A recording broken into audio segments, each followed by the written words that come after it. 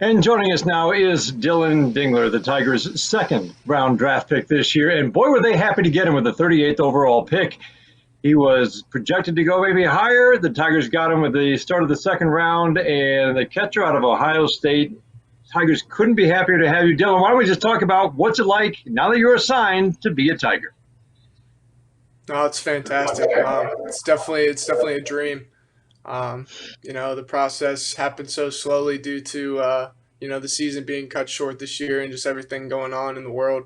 But I'm very happy to be where I am now and can't wait.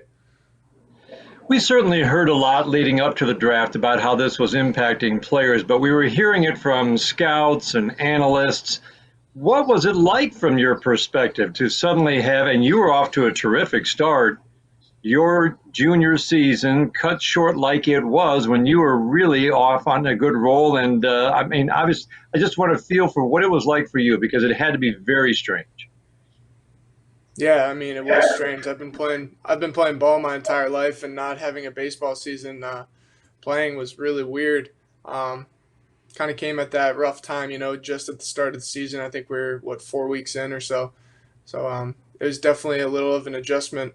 But just to put things in better perspective, a lot of worse things. It was a big deal with the whole pandemic, whole COVID, and we weren't able to play a game for the remainder of the season. So just trying to put that in perspective kind of made it a little bit easier. But yes, it was pretty tough to not go out there and play with the boys and finish out the season. I wanted to just give fans a kind of little overview of your college career, some of the things you accomplished that not many have done in a college career. In 3 years, and one was a little bit injury shortened or certainly affected by an injury, and then this year, of course, was shortened to 13 games. You were drafted as a catcher, but a center fielder for 30 games your freshman year. You were voted team captain as a sophomore by your teammates. That's unusual. And then you also, in that time, you were allowed to call your own games. And that, from my understanding, is really unusual. So it suggests that you're athletic, you're a leader, you worked very hard at your craft. It seems like you accomplished quite a bit in your 3 years at Ohio State. Yeah, I would like to think so. But yeah, I was very fortunate to be named captain both in the 2019 season and this season. Uh, Very very fortunate for my teammates and my coaches to put that much responsibility on me, and was really looking forward to it. I think every team is looking for what many have called that growth mindset. You're always looking to get better. You're always looking to improve at your craft, whether it's hitting, whether it's especially for a catcher, those defensive skills behind the plate. And it seems like that's exactly the kind of guy the Tigers want and got. Are you aware of all the things that the Tigers have done now that you've signed with the Tigers? I mean, how much have you been able to learn about how much the Tigers have invested in player development, in the tools and technology and the coaching needed to develop players? Because it seems like that's the next big growth area in baseball, the ability to draft guys and then improve them through your player development program.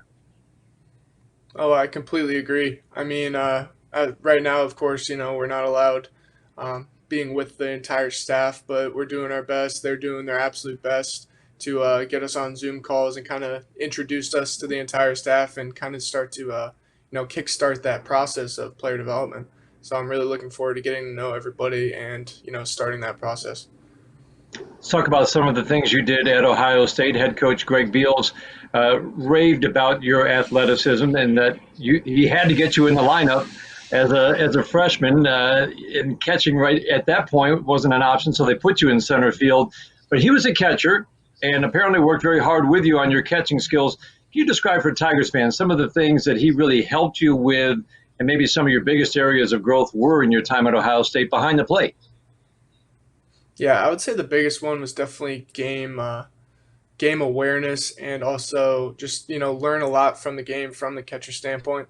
Obviously, my freshman year I was in center field, so I did make a huge leap from my freshman to my sophomore year at the start, just with talking through different situations, and then even developing into calling my own games at the end of that year.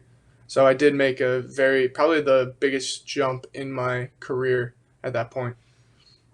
He raved about your catching skills, everything from blocking balls to handling a staff to calling a game, uh, to your arm that shuts down the running game. You were quoted in a story. Cody Stavenhagen wrote a terrific piece in The Athletic the other day, is saying, well, I've still got a ways to go. What are some of the things that you feel you still would like to improve upon, with the areas that you feel still have a long way to go, because already people are raving about your defense? Yeah, I mean, as you make the jumps through the ranks, going from high school to college and college to pro ball, there is tremendous jumps. Everybody gets a little bit better. Their stuff gets a little bit better, especially from pitchers. So within regards to that, it's mostly everybody's stuff's going to be a little bit better.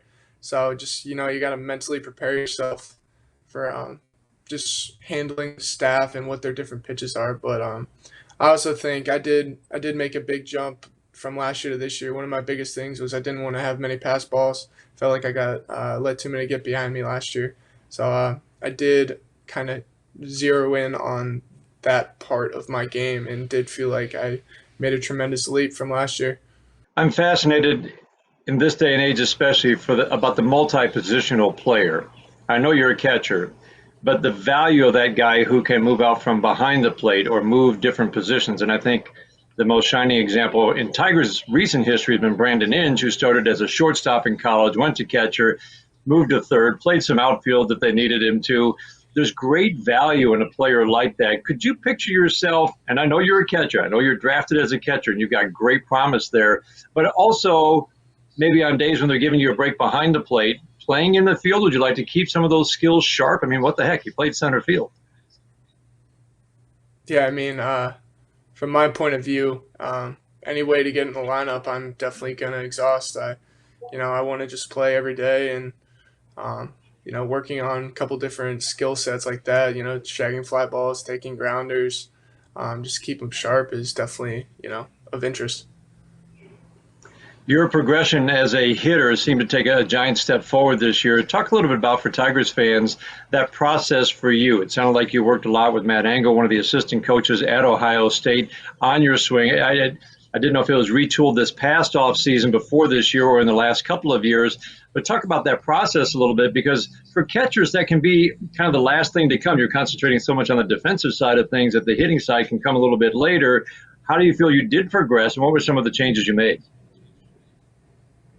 Yeah, so I came in my freshman year. So the thing with Ohio State is they usually give the freshmen a fall to kind of figure things out. It's a big jump from velocity wise and from other pitches wise. So they were able to let us kind of be athletes and let us develop on our own. And then once you got to the winter before the season or even after fall ball, they would start to change the swings a little bit, and that's where it started for me.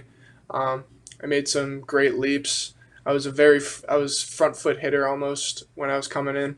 So losing a lot of power, losing a lot of different things in my swing. So I was able to fine tune some of those going into my sophomore year, and even in my sophomore year, I was still having a little bit of trouble with um, some consistency with my load. I was often late or early, so that was a big thing coming into this season, was focusing on my load, making sure I'm on time, and then also just kind of making sure my hands are in a place where when I want them to come forward, that they will come forward, and that did help me a lot with my at bats in the abbreviated season this past spring. But I'm looking forward to developing even more. Yeah, 5 home runs and 50 at bats in the shortened season. That's as much power as you had shown. Again, it was just 13 games, but still, clearly those swing changes had paid off. Now, when you think about coming to the Tigers, everybody, I mean, all good hitters look at the good swings of other players. I think no hitter's maybe been studied more, or people watch more video than Miguel Cabrera. What are some of your thoughts of, geez, in a couple of years, I don't know, who knows, maybe 2 or 3 years, I could be on the same team as one of the greatest hitters this game has ever seen? Yeah, I mean that would just be tremendous. I grew up watching Miguel Cabrera's swing and think about how pretty it is, and how much he's worked, and the consistency. I feel like is the biggest thing with him. How consistent he's been able to be for the past decade or so. So yeah, that would be a dream come true. All right, what's next for you? Obviously, this is a very strange year. We all know that. Minor leagues, who knows? It just doesn't look like there's going to be much of a minor league season. We're still trying to get the major leagues going. What do you think the future holds? What are some of your plans, given the uncertainty, about how you can keep your skills sharp? I think just having the mindset every day to do a little bit to either stay the same or get a little bit better. So right now, everything's starting to open back up a little bit here in Ohio.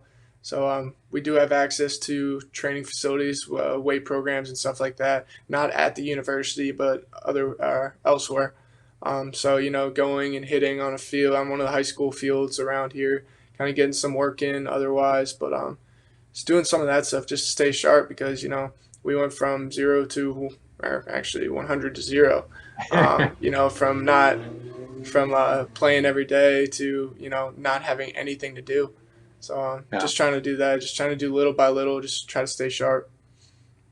Well, given your track record, I don't think that's going to be a problem for you. We certainly anticipate well, good things in the future. I just hope that somehow we get a chance to get you some at bats in the fall league or whatever it might be this year. But we know you're going to continue to develop. We can't wait to see you, whether it's in spring or whenever it might be, in a Tigers uniform. Dillon, thank you so much for your time today. Welcome to the family. Welcome to the organization, and all the best to you. Yeah, thank you so much. Can't wait to start playing again. All right. Take care. Yeah, you too. Thank you.